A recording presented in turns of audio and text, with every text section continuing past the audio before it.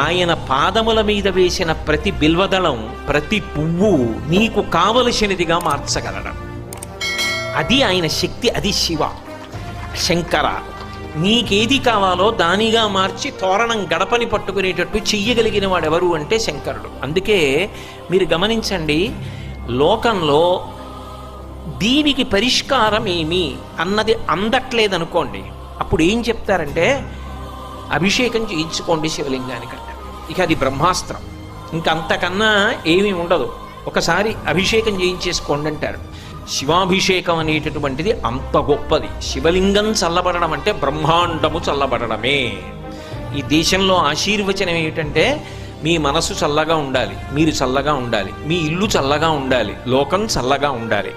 అంతా చల్లగా ఉండడం శివలింగం చల్లబడడం మీద ఆధారపడి ఉంటుంది.